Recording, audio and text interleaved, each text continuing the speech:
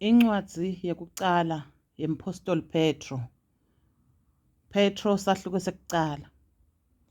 Le ncwadi iphuma kuPetro, umphostoli kaJesu Kristu. Iya kulabakhethiwe, labakhoseli, labasakateleke ePontusi, naseGalathiya, naseKhaphadosiya, nase-Asiya, naseBhithiniya. Ngekwati incandi kwakhe uNkulunkulu uyise wanikhetha ngekuningcwelisa ngamoya longcwele kuze nilalele Jesu Kristu nihlantwe ngengati yakhe. Shangathi umusa nokuthula kunganziswa kakhulu kini. Akabongwe uNkulunkulu, longuyise weNkosi yethu Jesu Kristu, lowasidala kabusha ngemusa wakhe lomkhulu, kuze sibe nelithemba leliphilako ngekuvuswa kwaJesu Kristu kulabafile. Ngalo lelithemba sinelifa lelingapheli, lelingenasici nalelingaphuphi, lenilondvolotelwe lona ezulwini. uNkulunkulu uyawunigcina ngemandla akhe njengobe nimethemba, kube kusinziswa lokutakwembulwa ngesikhathi sekugcina. Ngaloko-ke niyajabula, nome kwanyalo nisadzatshukiswa tilingo letitinhlobonhlobo. Injongo yaletilingo ukuthi kukholwa kwenu kuvivinywe, kuze kubonakale bungiko bako. Ngisho negolide lebhubhako ihlolisiswa ngemlilo bungiyo bayo.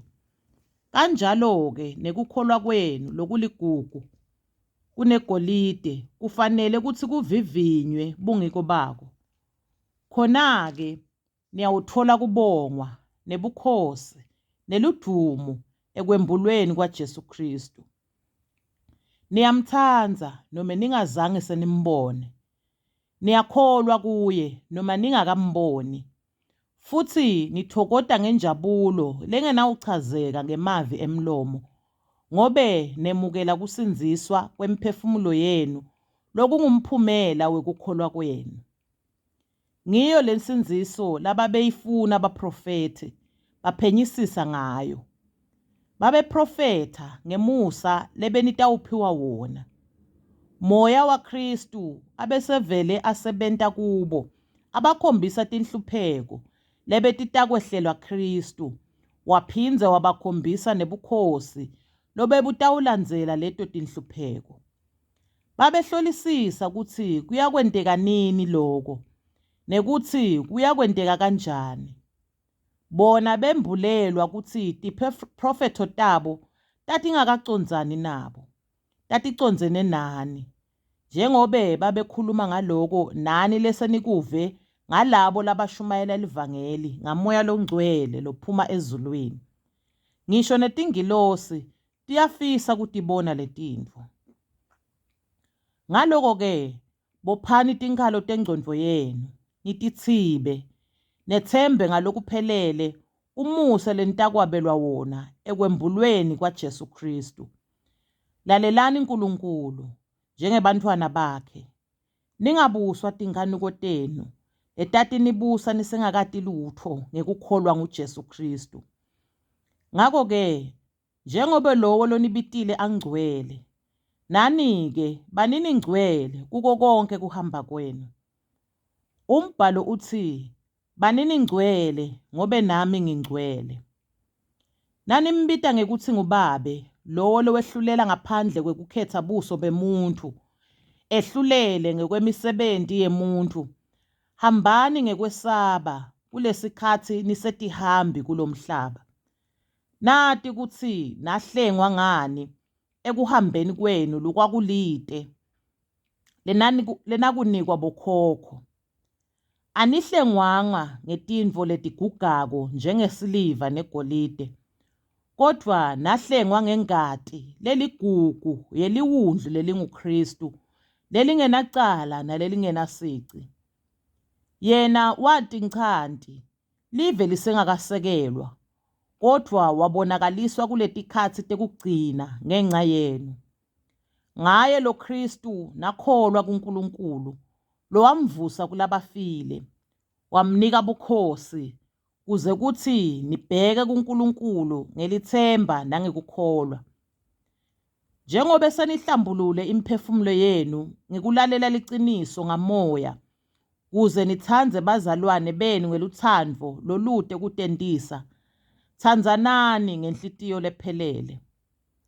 Phela senitelwe kabusha ngelivi laNkulunkulu lelingabhubhi, kodwa leliphila phakadze naphakadze. Ngobe umbhalo uthi, wonke umuntu ufanana netshani, nebukhosi bakhe bunjengembali yesiganga. Tshani buyabuna, nembali yabo iyahohloka. Kodwa livi lenkosi limile, kuyawudzimate kube phakadze. Lelivi ngilo lelo lelashunyayelwa kini. Petro wekucala sahluko sesibili. Ngako lahlani bonke bubi, nebucili bonke, nekutendisa, nemona, nako konke kuhleba. Njengebantfwana labasanza kutalwa, langetelelani lubisi lwamoya, loluhlantekile, nalolungakabhicwa nalutho, lolu livi laNkulunkulu, lelitawutsi ngekulinatsa nikhule, nize nisinziswe. Nani senitibonele ngekwenu, kutsi inkhosi inemusa, njengoba kusho umbhalo. Sonzelani enkosini, ngobe yona ilitshe leliphilile, lelaliwa bantfu, batsi alinamsebenti, kepha lakhetfwa nguNkulunkulu, njengelitshe leliligugu. Nani-ke wotani kuyo, nibe ngematshe laphilile, nakhiwe nibe yindlu yamoya. Khona-ke niyawuba bapristi labangcwele, bekunikela imihlatshelo yamoya, leyemukelekako kuNkulunkulu ngaJesu Kristu. Ngobe umbhalo uthi, asenibuke, ngibeka eSiyoni, litshe lekusimisa indlu, lelikhetsiwe naleliligugu. Lowo lokholwa kulo angeke ajabhiswe.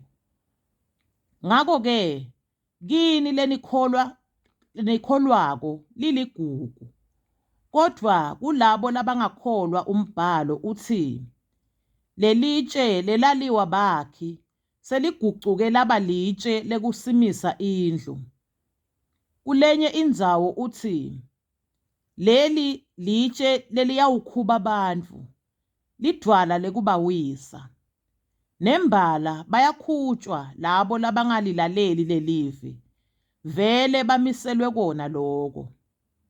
Kodwa nine nibe luhlanga lolukhetsiwe, nibapristi bebukhosi, sive lesingcwele, nibantu baNkulunkulu, labakhetselwe kumemetela imisebenti lemihle yaNkulunkulu.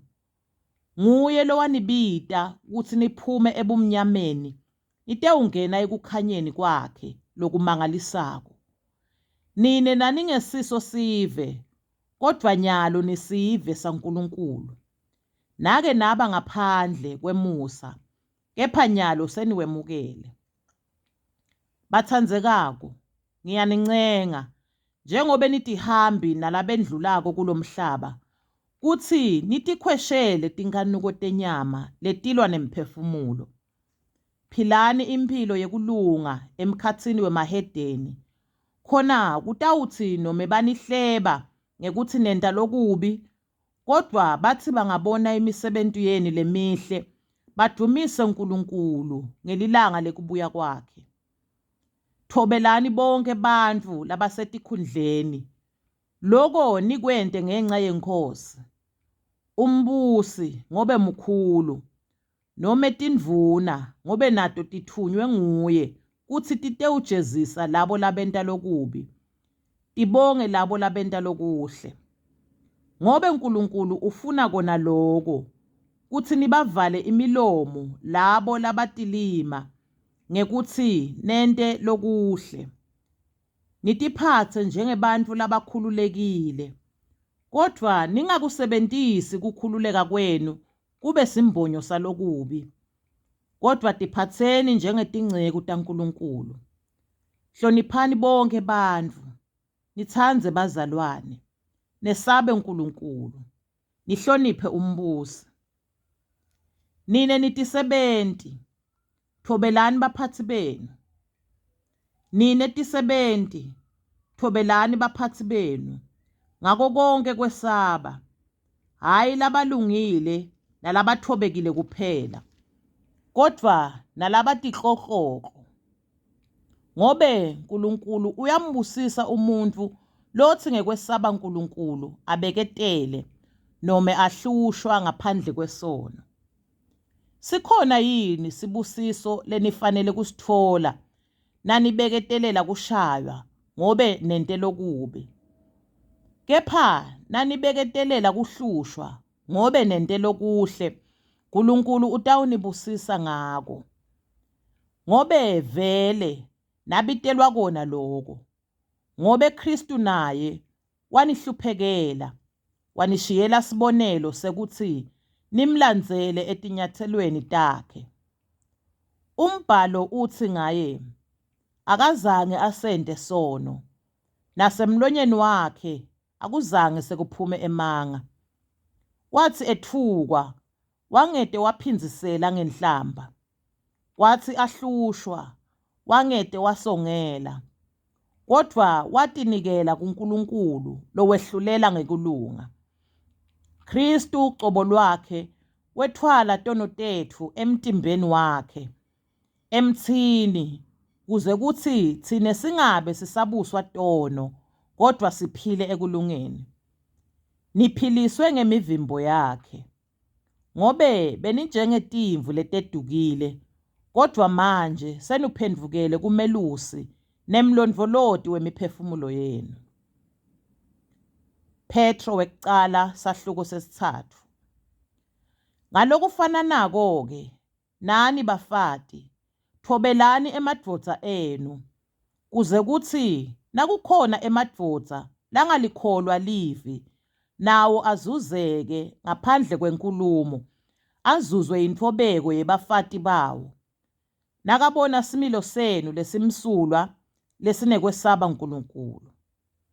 Kuhloba kwenu kungabi ngekubukisa ngemichino, nangekugaba, nangekufaka imihlobohlobo yegolide, nomeke ngekugcoka. Kodvwa akube kuhloba kwemuntfu longekhatsi, lohloba ngalokungabhubhi kwemoya lomnene nalonekuthula, lokuligugu lelimcoka emehlweni aNkulunkulu. Babetihlobisa kanjalo-ke bafati bakadzeni labangcwele lababethembela kuNkulunkulu, babewathobela emadvodza abo. Abenta njalo-ke naSara, ahlonipha Abrahama, ambita ngekutsi yinkhosi yakhe, lesenaba bakhe nanenta lokulungile, ningesajiswa lutho. Ngalokufananako nani madvodza, hlalisanani kahle nebafati benu. Nati kutsi umuntfu lomsikati unjengesitsha lesibutsakatsaka. Nibahloniphe ngobe batindlalifa temusa wekuphila kanye nani. Loku nikwente khona ingetewuvimbeleka imithandazo yenu. Kwekugcina-ke, hawukelanani, nibe munye nonke, nithandzane ngebuzalwane, nibe nebubele nekutfobeka. Ningaphinziseli lokubi ngalokubi, nome inhlamba ngenhlamba, kodvwa esikhundleni saloko busisani,